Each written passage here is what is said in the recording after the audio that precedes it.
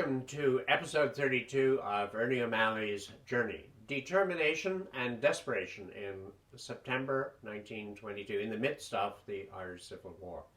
Well, where is my father, General Ernie O'Malley, at this point?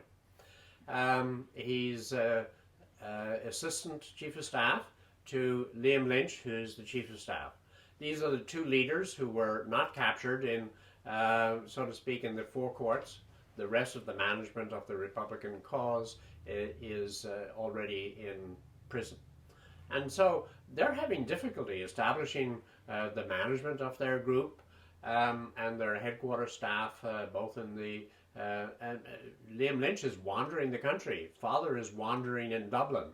And it's a very difficult time for them to consolidate. They're losing volunteers. They're being captured. Already by this time there are 4,000 to 5,000 prisoners taken by the Free State. And so in terms of how they manage day-to-day issues, sometimes they don't know who to write to in their own area. But let's look at where De Valera is in this cause and what his position is. We have seen that he wasn't highly involved, and in this episode Ernie writes that he has come up to Dublin from Cork in September 1922. I met Dev to talk over the general situation. His face was pale. Worn lines made his jaw seem longer. He was worried. I was worried myself, but talked of the command as cheerfully as I could. He could not see, I felt, a military win on our side. And now he had no direct say in the conduct of the fighting. All I could point out was a slow increase in sympathy and morale amongst the people, even in the bad areas, which would eventually yield popular political results. He talked of negotiations with Collins. Signing the pact was the worst day's work I ever did for the Republic. That's a very telling remark, because in fact what the pact back in May of 1922 did is it, though it was intended to be a neutral event, left everyone in a status quo, because the government was able to continue to gain territory in terms of administration, relationships with the Britain, get new armaments.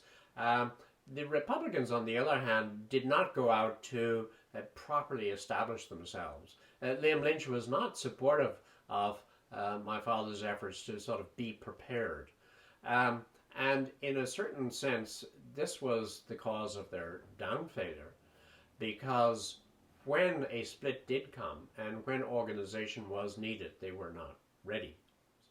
And here's an incident that he relates in The Singing Flame.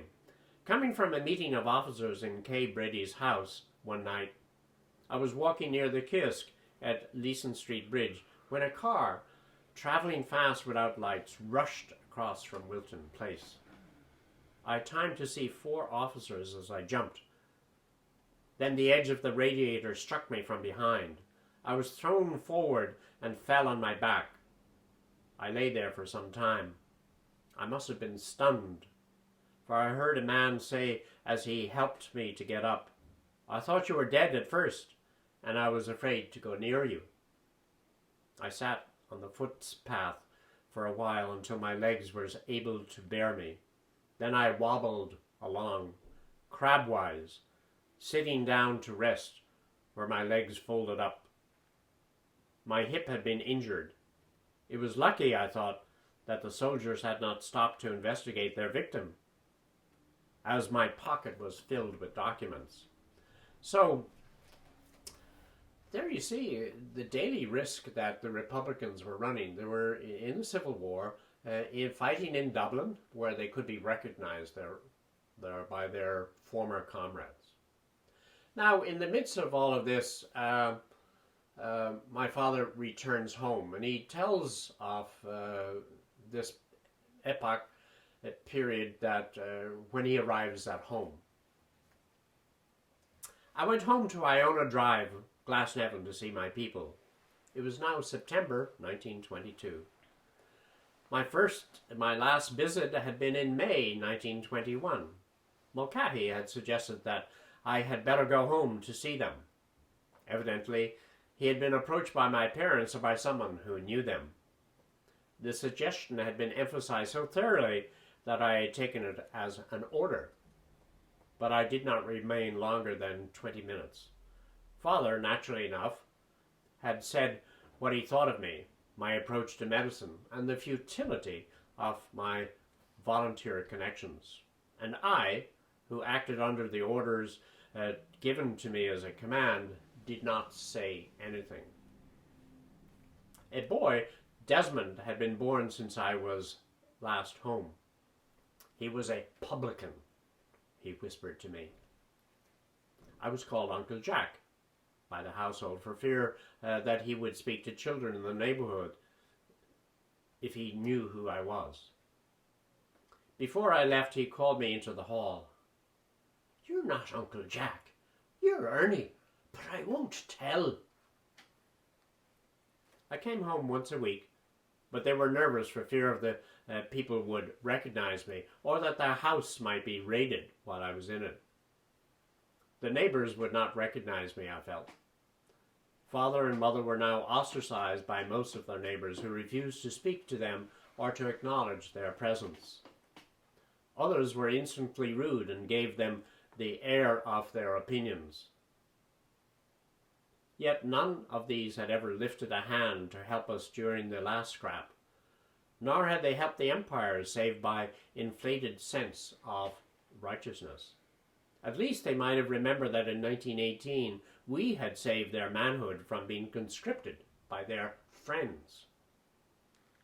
The outraged bourgeoisie was determined to defend the free state of theirs, which had been handed over to them on a platter, cooked à l'impériale. My friends opposite, good unionists, were now, save for the Buckleys next door, the only local people who had kept their humanity and were still kind to my family. I mean, you see how he brings the drama of his parents. Of course, he has been the prime cause of their downfall, so to speak, in the attitude of their neighbors. But it's not only him, because his younger brother Charlie has been killed in the Civil War, and the neighbors knew about that. They probably would not know, nor did his parents know, that his younger brothers Kevin, Cecil, and Paddy would be out helping the Republican cause. But we go back to sort of the divided family in Irish history, and here's another sad example of division within the Civil War, and division even prior to them, not even wanting to help the Republican cause. My grandfather, Luke, had a civil service job which was in jeopardy because of my father's continued role in the Civil War. And, that put difficulties and constraints on all of the families. So what else is going on? One of the things in his day-to-day life is how he runs his operation and what he does. And he describes a little bit further of his day-to-day life in September. I found another house to stay with a young curate, as activity circulating an office of mine was sure to attract attention after a while. Afterwards, I moved to Mrs. Humphries on Aylesbury Road. The neighborhood was sedate, leisurely, respectable, and imperial, removed from fighting and arrest and sudden death. The house was so frankly Republican that I thought it would not be suspect. Cathal Brugha and others of the headquarters staff had stayed there during the Tan fight. Surely the staters would never think that we would have the hardiness to use such a well-known house. I worked in a study off the breakfast room in the front house. Madge Clifford, my typist assistant, came every morning, and she worked till 7 or even later. She had been a typist at the Sinn Féin headquarters in Suffolk Street and was fairly well known. She had let her hair bobbed, and she tried to change her appearance frequently. I was known as Mr. Ryan to the maids in the house for fear of any leakage through talk. At night time, I slept in a concealed room at the end of a corridor. If there was a raid during the day, I could go up there with my papers. The room had been changed to a cupboard in which hung, but by pulling a wire connection to a powerful spring, the cupboard swung open. It had been built in the Tan War time by Bat O'Connor, a great admirer of Michael Collins. But he was now on their side. We joined the family at Rosary in Irish. Then they were off to bed by 10 o'clock.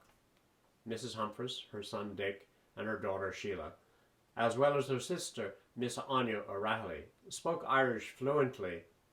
At meals, Berla, or English, was seldom used, save when I could not follow the conversation, and that was often. My Irish was poor. I talked to Mrs. Humphries with gentle severity on the incongruity of an assistant chief of staff of the IRA who had to have his own language translated for him. So here we see Ernie in conflict with language, not understanding his own language well, and yet fighting for the right to have that as be a national language. The fight to have an entire Ireland of 32 counties under a Republican form of government. It was a dream. He was desperate to continue it, determined to fight for it, as were the other people in his cause. And yet there was desperation around because they weren't able to form a regular army. They weren't able to attack their enemies in the way that they wished. And yet they maintained throughout this desperate period their determination that there was a hope ahead, that they could get the people back together, that there would be a rallying cause for the Republic, and that the Free State could be defeated. They knew that the clergy and people were against them, but nevertheless they continued fighting. Now, I want to make one observation about the fact that The Singing Flame was written 13 years later. And so by that time, I think my father had some reflections.